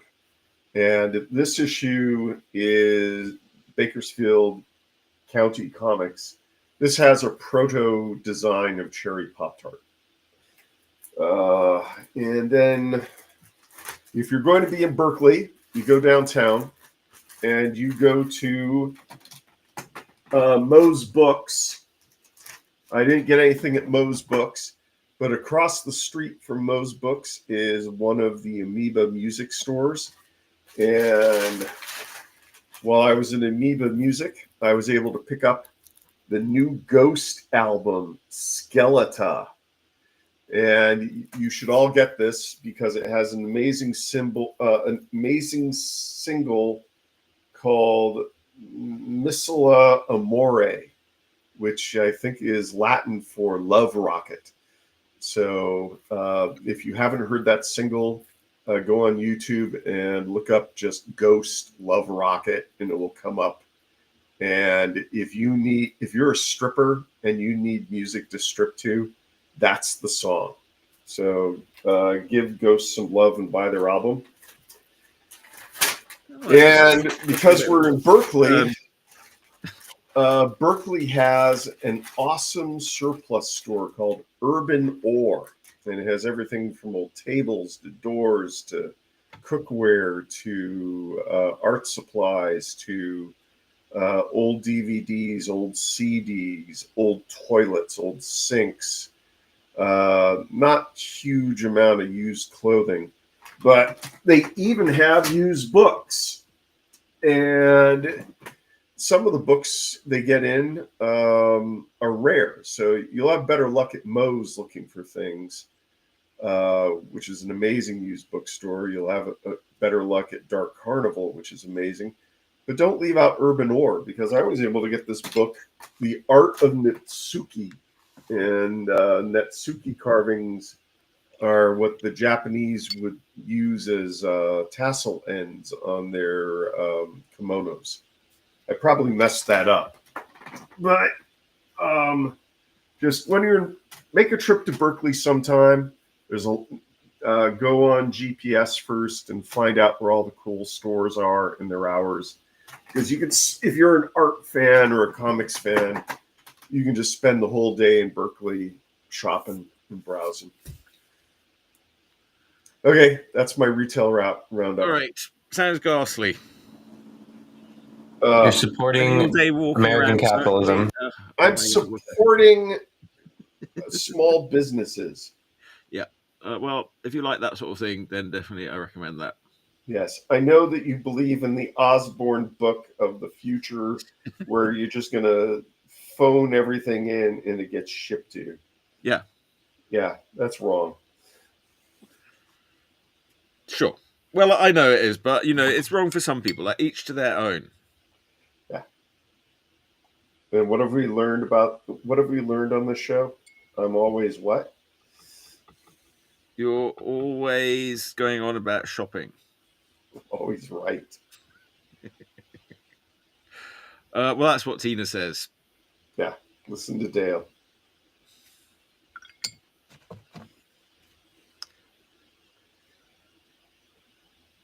Okay, so I don't know if I'm going to color this one or put in a wash, but if you want to bring mine up, I've done the inks.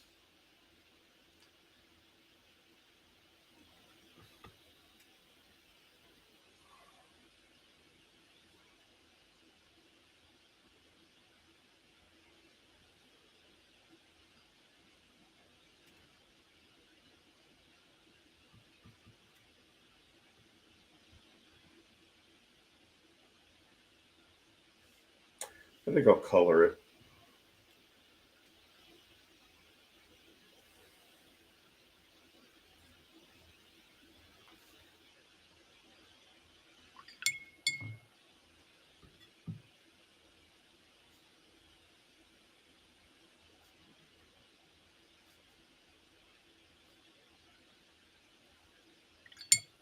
It's not like I have anything to do, like take my son to the movies.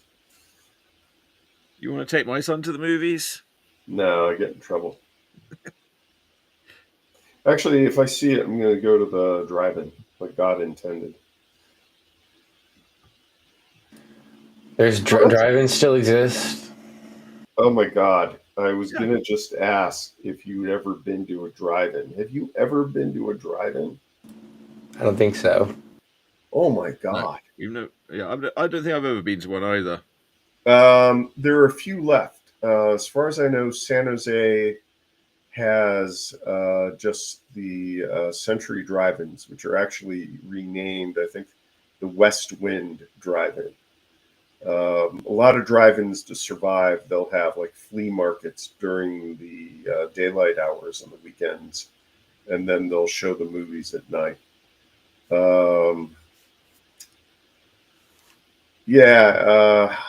There are some drive-ins like the Shankweiler. Is it Shankweiler? It's in Pennsylvania. It's, I think, the world's oldest drive-in now. Mm-hmm. And they have a nostalgia customer base, and drive-ins are fun. They're not like just going to see a movie. I mean, you get snacks or you bring food in, and you're running around, and there's usually a playground the kids can play on. You don't get the best movie going experience because at the Century Drive-ins, it's right on the flight path, so jets will go over while you're watching, Oh, and great. there's train tracks, so the train will go by as you're watching, and there's an overpass right behind the screen, so the cars go by and you hear the cars honking. But that's Americana. You haven't really been to a movie in America unless you've gone to a drive-in. Okay. Sounds good. I'll believe it. Yeah, Thousands yeah. wouldn't. Go down to the West Wind and see Superman there. Drive down from San Francisco to San Jose and see at the drive-in. Take me along. Take me to the movies. Take me out to the ball So game. if Dale says he's gonna get in trouble if he takes me to the movies, but what if I take him to the movies? Well, then I just get to blame you, and you have to answer to Sabrina. And Sabrina will say, "Oh, that's all right. It's just boys being boys." Usually when people say it's just boys being boys, it's something worse than just going to the movies. Yeah. It's like bank robbery.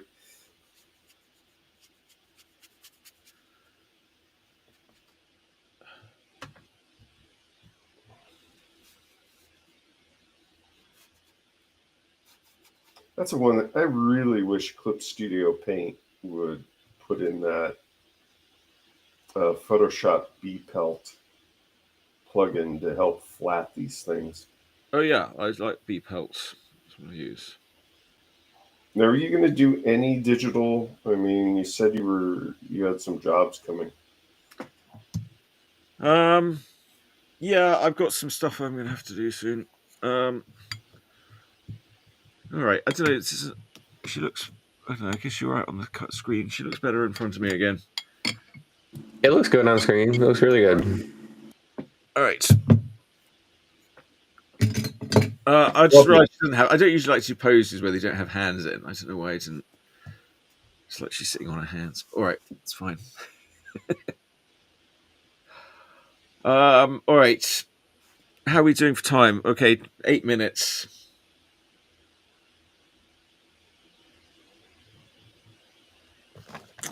What As can you do usual, for 8 There's no minutes? way I'm going to color it in 8 minutes.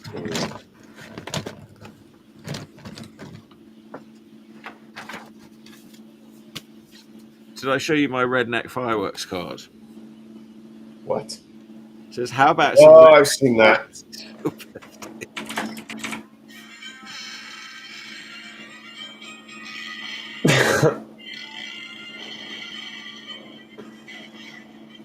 What is this for?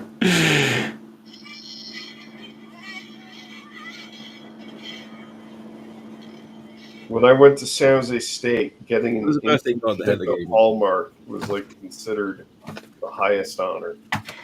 Yeah, well, if you work for Hallmark, you could be making things like that. Yeah. Yeah. Hallmark, that's where the big money was. That was a Hallmark moment. Yeah, this is a Hallmark card. In the USA, it sold for $5.99. I mean, literally, that card sells for more than when I sell my zines. Yeah.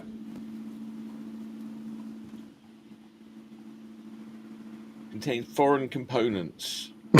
Well, that's one of the things that I would see illustrators doing, even back in the early 90s, is you would try to have a side gig by doing greeting cards, and you would try to specialize in doing greeting cards that the major companies wouldn't do.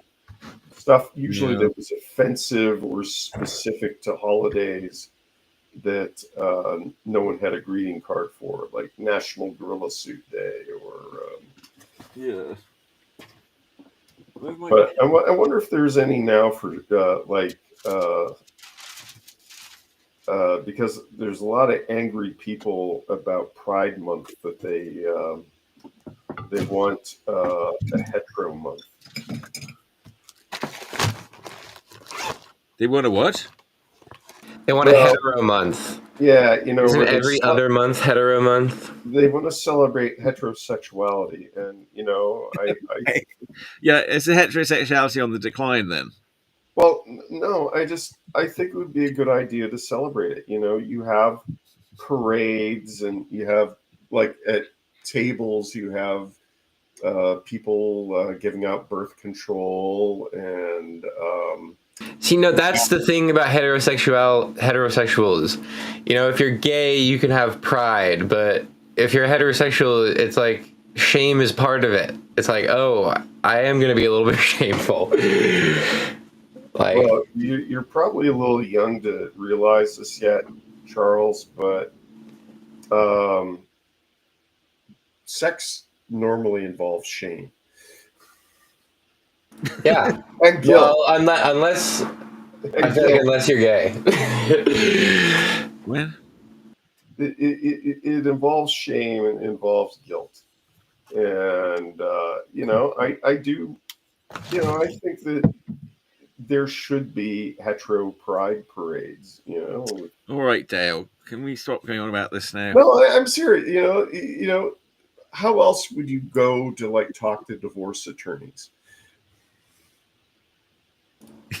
You call them up on their website. You're saying divorce attorneys should start organizing hetero pride parades. Yes, I do. I think that. You're saying that gay people don't get divorced? They get divorced too. Everybody gets divorced.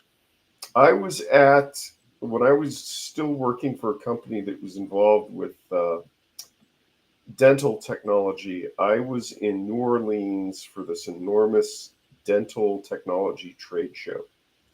And they always held them in big cities like San Francisco and New Orleans, cities that dentists would want to take a vacation in because they could write the vacation off on their taxes.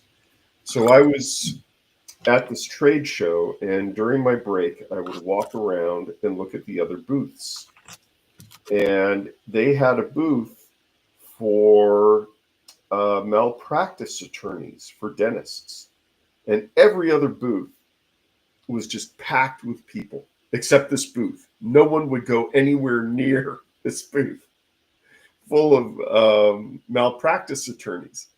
So I thought, well, maybe I should visit the booth. So I go up to this booth of malpractice attorneys, and everyone in the room is looking at me. Go up to the table full of malpractice attorneys, and I go, hi. And they're like shocked to talk to me. And the guy like looks at me and says, you're obviously not a dentist. And I go, yeah, I know. And I'm here with this company, showing off our software. And they're laughing. And I go, how come nobody's like visiting your booth? I feel bad for you. And they start laughing. And they told me that people will walk by and note the name. And then on breaks or after the show, they will approach them. But nobody wants to be seen going to these malpractice attorneys. Yeah. So it's free advertising. Yeah, they're there. You can see them. If you've got a little malpractice problem, you can give them a call when you get home. All right. Well, as usual, I'm a bit exhausted after all that. Well, lovely work as always. Is it all right? Thank you. I hate you for using real media and making you look bad. Well, you suck. Then I have a physical original. I don't have to print it out. It's already printed out. You suck. Hate you. It's tough. All this. Ooh. Well, let's see if I. Yeah, I'm trying. Now, are you gonna take Tina along to see Superman? I'm sure if she wants to come, she can. Yeah, I expect she might want to come. I know she'll probably. She goes off and sees her brother on Sundays. Wait, that actually works out pretty well. She can probably drop us off. Where is it playing at? Well, it'll definitely be at Stonestown, Oh which yeah, we is can just right go next to see Peter. the next near No, Peter's. Charles, you said you were running RPG games at that place in. Is that technically Marin? It's Mill Valley. I don't know if Mill Valley is part of Marin. Okay, but Yes, it is it's in Marin. north. It's over We're the in Golden County. Gate. Yes. Okay, because I have to go up there. Now, don't they have some sort of like museum or show that's kind of puppet related? Not that I'm aware of. Yes. I mean, they've got their puppet show experience. Yes. Okay. Oh, well, yeah, are you talking about Wander? Oh, I thought you were talking about something else. Yes, they have a puppet show experience. Okay, when should I go up there to see I believe those happen on Saturday. Okay. I don't think I can get up there today and get back down to Capitola in time. Because I got to be in Capitola at 7.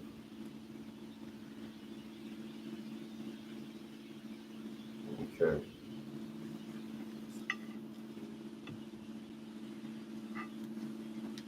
All right.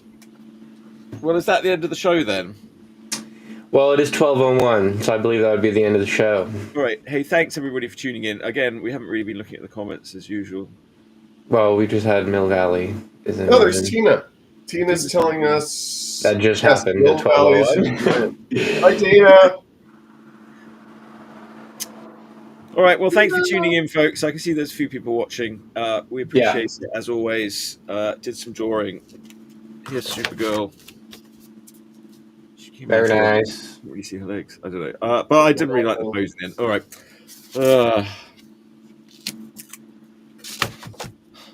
Keep the All right. faith. Keep your chin up. Oh, Tina's like, she's getting all chatty now. She's saying hi, bye. Hi. All right. Well, here's. We'll see you all next week. Yeah. All right. Here's the theme tune.